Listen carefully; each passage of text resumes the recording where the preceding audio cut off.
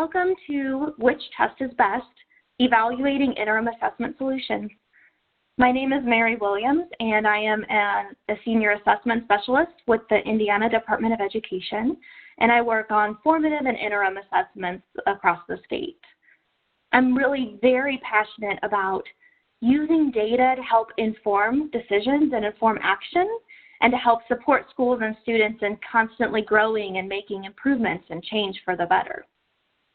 And I work with a lot of schools across the state, and one of the things that I see pretty often is we'll have schools that select some kind of an interim assessment system, and they'll use it for a few years, and then maybe a year or two later, they select something different, use it for a year or two, the next few years they pick another one. You kind of get the idea of what that cycle looks like.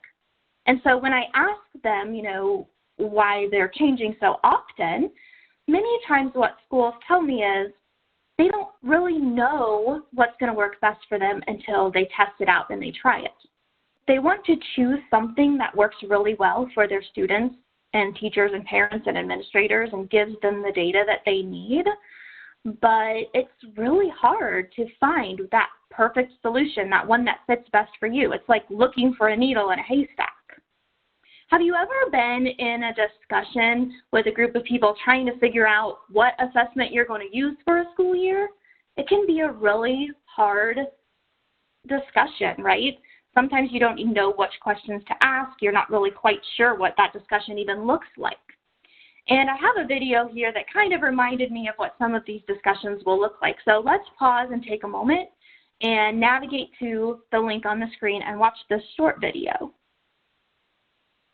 Sometimes when you're trying to choose the best assessment, it can seem like you end up either going with someone's preferences or what different staff members like the best, but without necessarily having a solid reason behind it. Every test vendor claims to have all the answers for you and for your corporation because that's how sales works, right? So how can you tell which system actually is the best suited to meet your needs?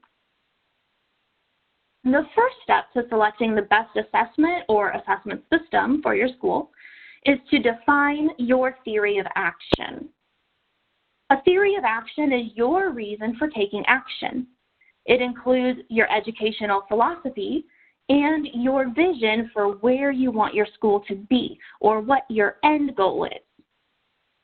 As Leonardo da Vinci famously wrote, "He who loves practice without theory is like the sailor who boards a ship without a rudder and compass and never knows where he may cast." So before you choose the best test, you have to figure out why you even want to test in the first place and what you want that test to help you accomplish. So in other words, where are you going?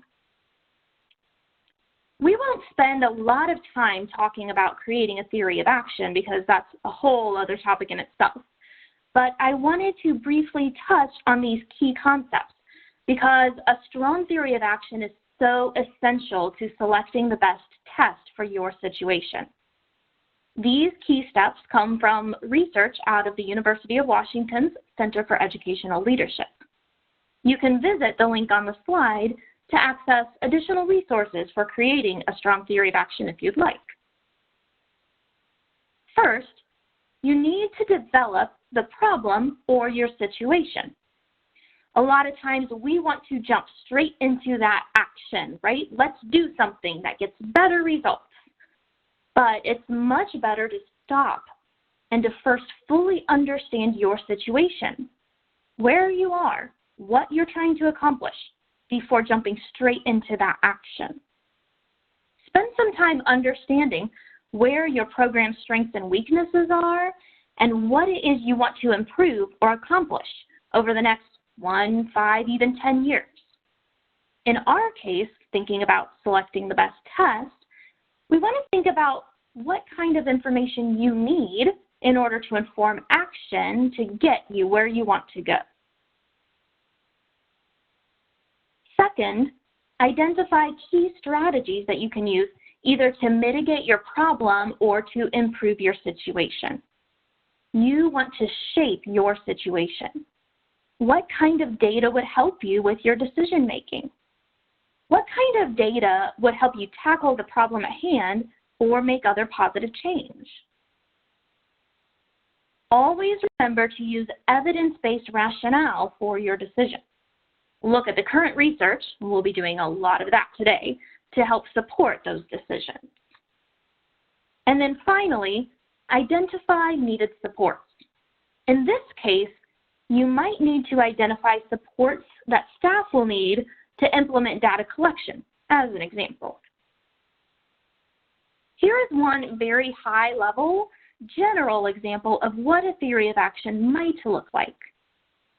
Our corporation needs information to support differentiating student learning during the school year.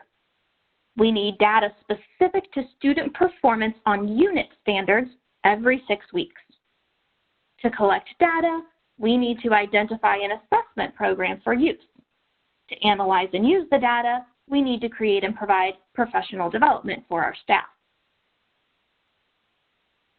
Once you've defined your theory of action, you need to choose the best tool to help you reach your goals. Sometimes this can really feel intimidating with assessments, right? The majority of our education training programs really spend very little time talking about assessments and data. But the good news is you don't need to know all the answers. You just need to be able to ask the right question. Then you can use the answers to those questions to make a decision about what works best for your school and your situation. How do we know which questions to ask? Well, the IDOE researched this question over the course of the last 2 years. It's very important to incorporate research-based best practice. What practices are recommended in assessment that encourage student success? What options are available? We also need to incorporate legislative requirements or other ruled requirements either from bodies like the State Board of Education or from your own local school board. You want to know what those requirements are going in so that you're sure to select an assessment that meets any of those established requirements. And then finally, identify principles and standards for a strong assessment. Unfortunately, there is no one perfect assessment out there. If there was, then everybody would be using that, right? As with anything else, you'll have different options, and those options will have different strengths and weaknesses. So you want to decide up front which of your principles and standards are non-negotiable, and then which ones are a little bit less essential, so it gives you some wiggle room in making your choice. It's much better to decide these things up front before the sales pitches come in to dazzle you. You may want to start off with the criteria and questions that the department developed, although you will also want to include items that are specific to your school and theory of action as well. During IDOE's research of best practices, we discovered existing criteria created by strengthening claims-based interpretations and uses of local and large-scale science assessment scores, as you can see here on the screen. With permission, we used this assessment evaluation protocol as the basis of Indiana's Interim Assessment Evaluation Protocol. Indiana then created very specific criteria related to this research and compiled it into our current evaluation protocol, which is linked for you on the screen. We're going to go through these criteria and some questions you can ask to better understand your assessment option. We aren't going to be discussing everything included in this rubric. There's a lot in there. You can look that up on your own if you're interested in more details than just what we talk about today. But instead, we're just going to pull out those key questions for you to ask and concepts to understand as you go into the selection process. So our first criterion, is this an interim or benchmark assessment? At first, this seems like a very straightforward question. Does the program provide interim or benchmark assessments that measure student achievement or growth over the course of the school year? But it's not always as straightforward as it seems. First, ask yourself, is this a program masquerading as an assessment? As you select assessment solutions, you need to be aware of curriculum programs or practice programs that are masquerading as assessments. While some vendors are able to offer both curriculum and a related assessment successfully, don't be fooled into thinking that a curriculum can also provide your needed assessment data. Be sure that if you're looking for an assessment, you really find a real assessment. Lesson-based or game-based programming is typically more of a learning tool and less of a true assessment of student performance. You should also understand the different types of interim assessments that are available. Some interim assessments provide data over the course of the year based on an overall test blueprint. These are typically intended to show growth or proficiency across a larger set of standards. For example, maybe it would be all Indiana academic standards for math grade 6. Others are more modular, or we usually call them benchmarked. And these are designed to assess a specific set of standards, like strands, at specific times in the school year. For example, I'm just going to test math grade 6 number sense. These are typically intended to be matched to your curriculum and your instruction. And they usually indicate if students are proficient with specific knowledge and skills, but they're not usually able to show growth because each test is built to assess different groups of standards. Both types of assessments have value. Schools need to think about their theory of action and then select an interim assessment type that best matches that vision for what you're trying to accomplish. We don't recommend that you use both formats at the same time because that tends to lead to over-testing our students. You might have other assessment options also available, like a screener or a diagnostic tool for specific populations. We're not going to go into those options today, but they do exist, and they usually are just used for specific populations of students for specific purposes. Also, consider what content areas that you want data on. This might affect the options that you have.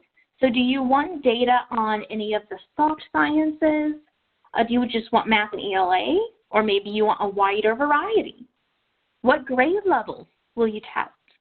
Do you want all of your grades to use the same assessment, or would you potentially make some different decisions at different grade levels or different grade bands? These decisions will help you to narrow your field of search. The second criteria is construct coherence. Construct coherence refers to test development practices and the alignment of test content to specific academic standards or learning objectives. Alignment is key to the collection and use of valuable, trustworthy data. If an assessment does not measure what it's intending to measure, then the data from that assessment becomes useless to us. Criterion 2 focuses on both alignment and test design to support that the data gathered can be used in meaningful ways. First, we ask, what set of standards does the assessment measure? This is really important to ask. Just saying that something measures math is not enough. What skills and content knowledge specifically are assessed? Does the assessment measure Indiana academic standards, or is it measuring some other set of standards? Does this align to the data that I need for my situation or my problem? If I have an assessment that only measures, for example, nonfiction reading comprehension, and I want to use the data to rework my entire English language arts curriculum, then I'm going to be in trouble because I won't have that broader information I need about students' total ELA performance to really make those decisions. Is an alignment study available? The state of Indiana requires alignment studies from every product that's requesting state-level approval for Indiana's formative assessment grants. Alignment studies have to be completed by a third party to ensure that those alignment assurances by the vendor are not biased in some way. Our formative committee reviews all of those studies and looks for strong alignment to Indiana academic standards. The threshold does not require 100% alignment because we know that some schools may have different assessment needs based on your own vision, but 85% alignment is required at a minimum. And we also look at rigor. An assessment has to measure proficiency at varying levels of rigor to be approved at the state level. Individual schools likely are not equipped to require a formal alignment study from an assessment vendor because these studies are actually pretty expensive for vendors to complete. The IDOE required these studies and reviewed them on behalf of all of the schools just to ensure especially that those minimum requirements are met. But if you're looking at using one of those approved products, you can request that completed alignment study from the vendor, look at that alignment documentation, and that may help to support your assessment selection. Are there standards that are not assessed or maybe not authentically assessed? Watch for specific standards or groups of standards that are called out as not being assessed. For example, some products may not assess writing standards or certain mathematics standards, like the process standards. Or maybe writing is only assessed through multiple choice questions and it's not assessed authentically through real writing. This does not necessarily mean that the product is not useful, but you should be aware of what data you will and you will not receive. For example, you might not want an interim assessment that has writing tasks because the scoring could take too long for the way that you want to use the data. But just be sure you know exactly what you're getting so that you can then interpret that data wisely. Another tip is to talk to your program providers about this concept of rigor. Defining rigor can be very subjective because there's just no scientific formula for identifying a task's rigor. But you want to be sure that the assessment's rigor aligns to your expectations. Don't be afraid to ask that program provider for examples of how rigor is addressed throughout the assessment. Another aspect of construct coherence is test development. Even if the test items themselves are aligned strongly to our academic standards, if those items are not combined into a solid test form, then the meaning of the test scores is going to be impacted. So let's take a look at some questions to ask about that test development process. Are multiple perspectives represented during test development? Multiple stakeholders, including content experts, assessment experts, psychometricians, yes, that's those crazy math people, and educators, all need to be involved in test development. If a single person is writing the questions all by themselves, pulling them together, making a test all by themselves, then our alert radar definitely needs to go off. It's really important that multiple perspectives, multiple areas of expertise are coming together to make a test that will be meaningful for our wonderfully diverse population of students. Are quality criteria checklists in place to ensure that only high quality items are used? As we all know, quality does not happen by accident. We don't get a quality test by letting just any old item appear on a test form. We should ask the assessment provider to share examples of how they ensure that the test questions are all of high quality. They should have checklists for content and fairness criteria. They also should have multiple levels of item review. You might want to check and make sure that they keep an eye on how all of their test questions are performing and remove any questions either that don't perform well on the test or that don't perform well for specific student groups. For example, perhaps Hispanic students perform very poorly on an item, so it's likely that item has some embedded bias against Hispanic populations and should not be used. Which type of test blueprint or test design best supports your theory of action? We already talked a little bit about the difference between interim and modular or benchmark assessment. Am I testing for progress over time and proficiency across all standards, interim, or proficiency on a smaller set of standards at the end of a unit, benchmark? You also want to consider computer adaptive testing versus fixed form testing. Computer adaptive tests select the items that students receive based on their performance on that test. Fixed form tests don't do that. So a computer adaptive test is going to give you more detailed data about student achievement across a larger scale.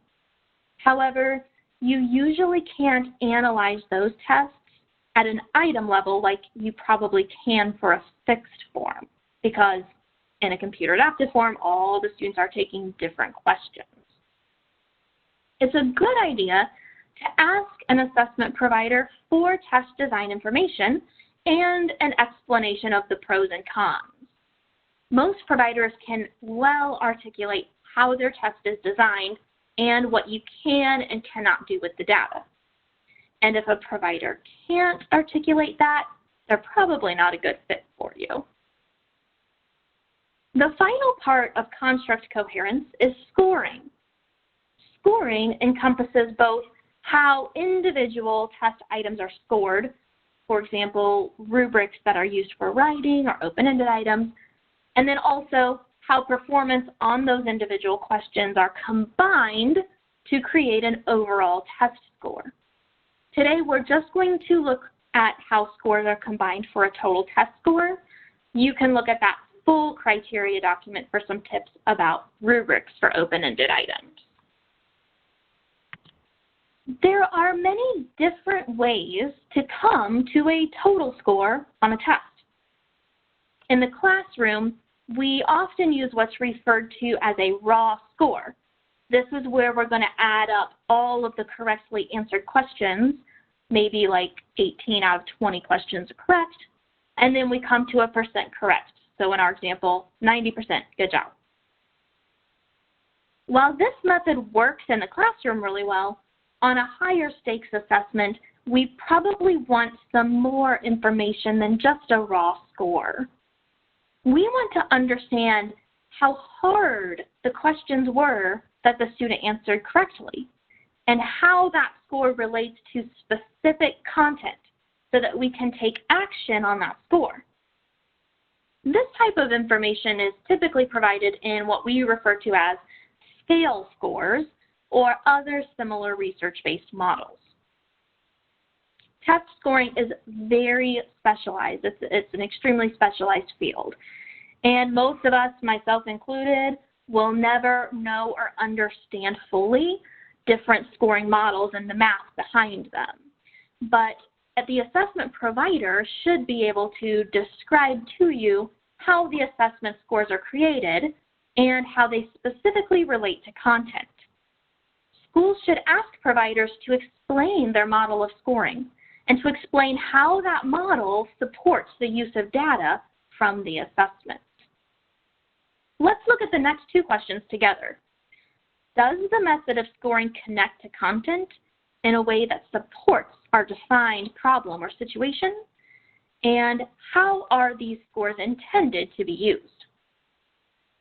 Make sure that scores are used like the test design intends.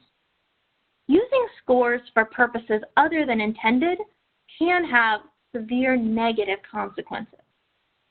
Remember that a test is just a measurement tool. If you try to use a straight ruler to measure the circumference of a basketball, well, your measurement is going to be skewed. Plus, you're going to find that experience extremely frustrating. I know, I've tried it. Instead, you need to pick the right measurement tool for your purpose. If you want to use scores in a certain way, then find an assessment that was designed for that use. Criterion 3 considers comparability and reliability.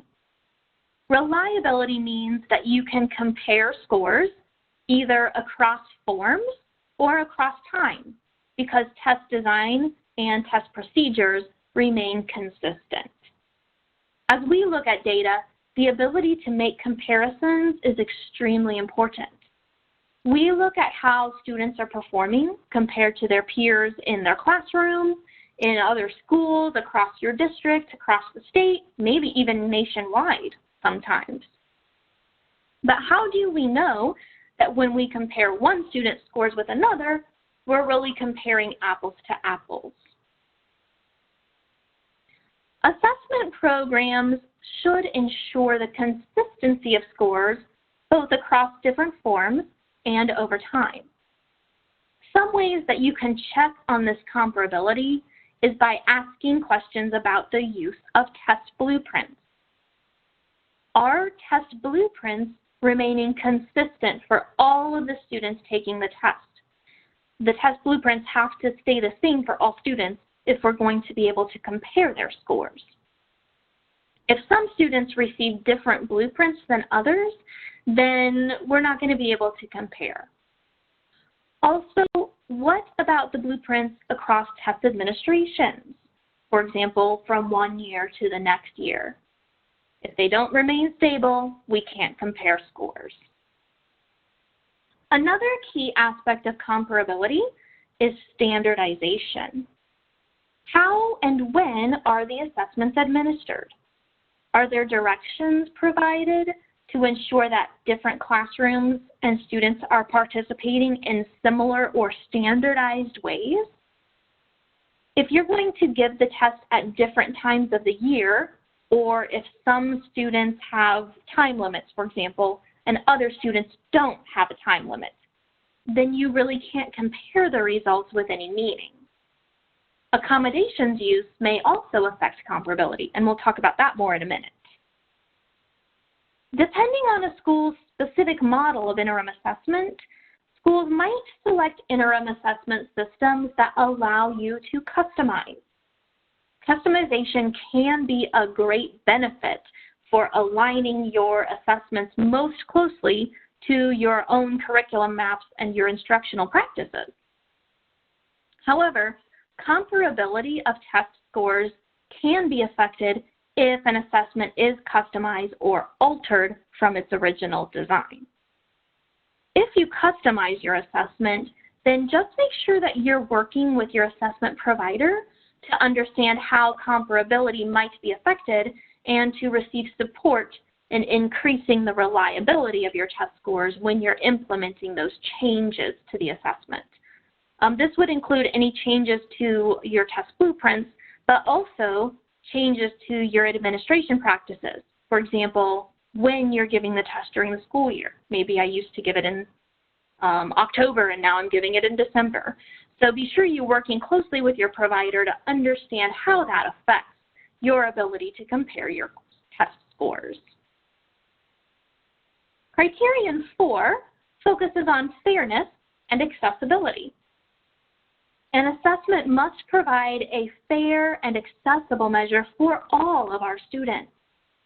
Fairness and accessibility start with test design, how are items created in a fair way, but in this training, we're going to focus on tools and supports for students. Remember that full criteria document we talked about at the beginning? It gives more tips about item design in case you want to know more. But right now, we're going to think about how are the needs of all students addressed by both the assessment and by the assessment administration procedures. When considering fairness and accessibility, we want to think specifically about the needs of students with disabilities, English learners, and also students with significant cognitive disabilities.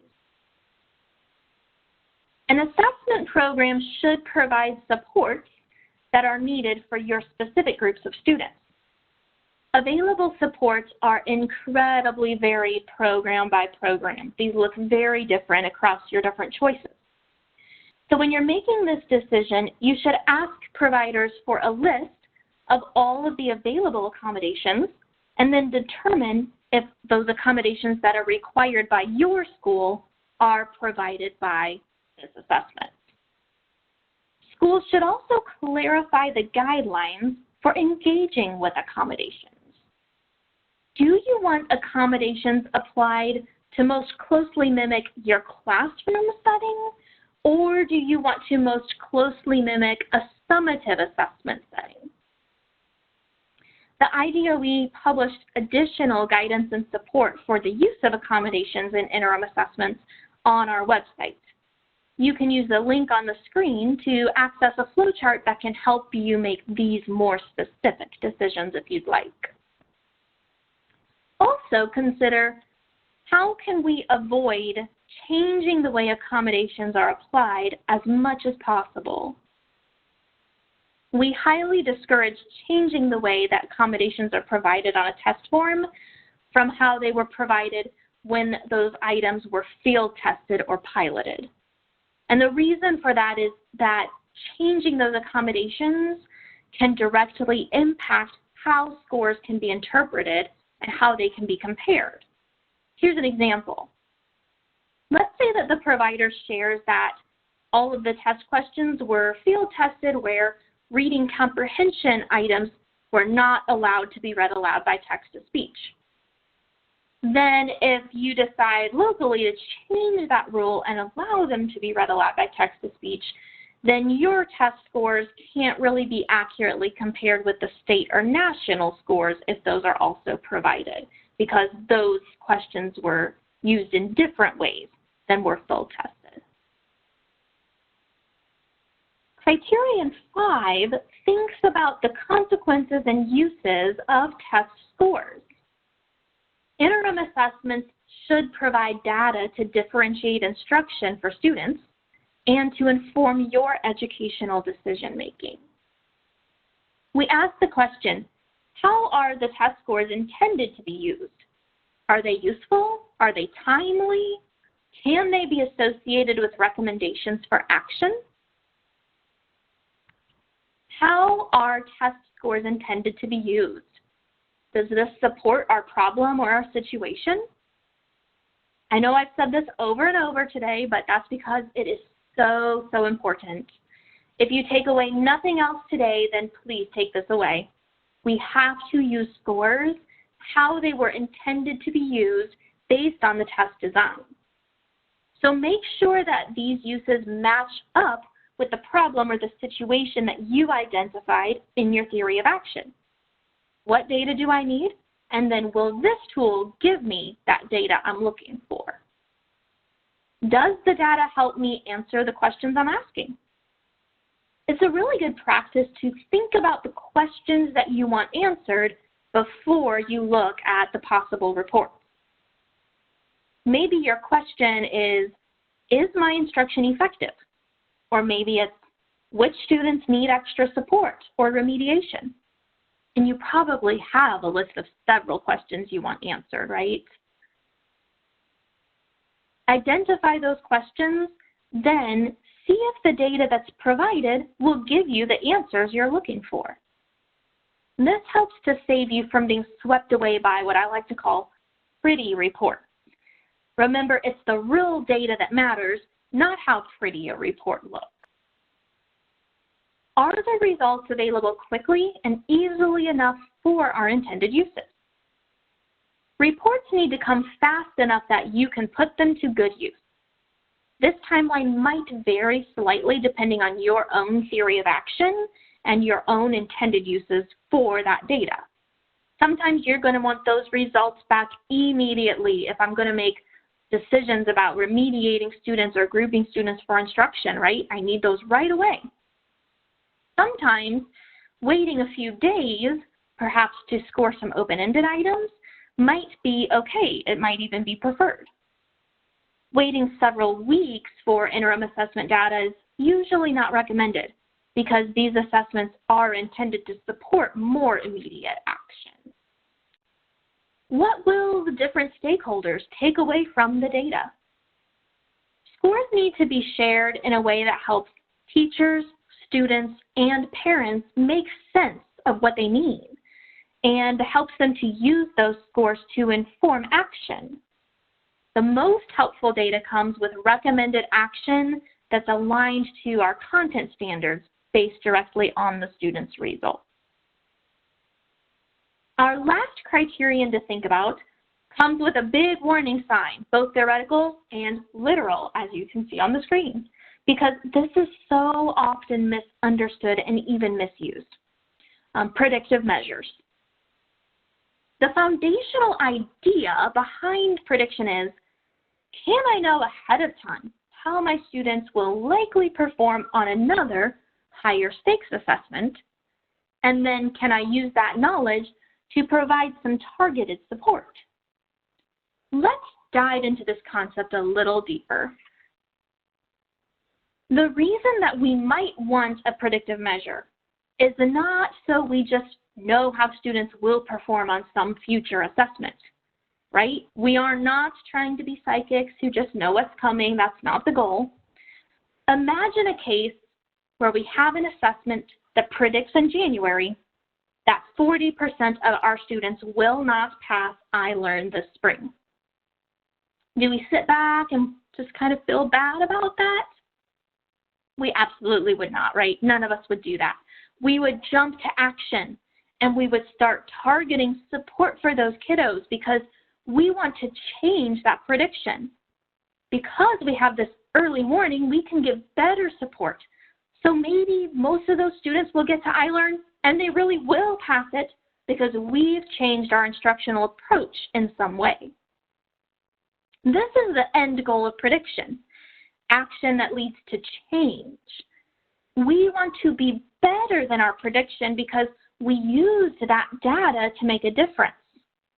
There is also a moral imperative here. If we know that students need help based on the data, then it is our moral obligation to do something, to change something, or to try to meet that need in a different way than what we've been trying up to this point. We never accept our data. We act on our data for change. Here are a few thoughts to consider when it comes to the idea of predictive measures. First, consider overall prediction rates versus success prediction rates. Let me explain this. If the test says that students will do well, then they should do well, right?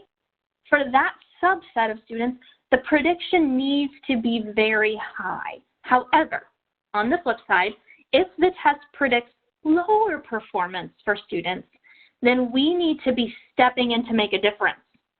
So our prediction rate actually should decrease. In other words, the test predicted the student wouldn't do well, so we helped the student, then they did well. Consider the way instructional practices impact prediction. When an assessment provider gives you predictive rates, these rates are based on a large number of schools who all likely have very different responses to their data. Some schools might really dig into that data, work with those students, and then make that predictive rate fall or go lower. But that's really a good thing, even though it looks bad on paper. Other schools might not ever use the data. Theoretically, the best predictive test is only predictive when no action is taken with students. Consider the difference between over and under predicting success. We would rather a student be flagged for extra help and not really need it than for a student to not be flagged who really did need that intervention. While you're answering all of these questions, it's really important to consider who can support your decision. It's essential to get the input of a variety of stakeholders. Typically, we think about who's going to use the data and then be sure to involve representatives from each of those groups in your discussions. You don't want to make this decision on your own. You can also network with other school corporations and with the IDOE. We love to connect schools who use different products so you can talk about the strengths and weaknesses of your programs, how they're working, and we also love to help with your questions. This type of decision has large reaching impact, we know, for you, for your schools, for your students, your teachers. And so at the IDOE, we're always happy to talk through thoughts and ideas that you have or give you some more information if you're looking for that. As we come to an end, I wanted to share these works with you which provided support in the creation of this presentation. Thank you so much for your kind attention, and best wishes to you as you set out to identify the test that best meets your needs and matches your purpose at your school. Thank you, and we'll see you next time.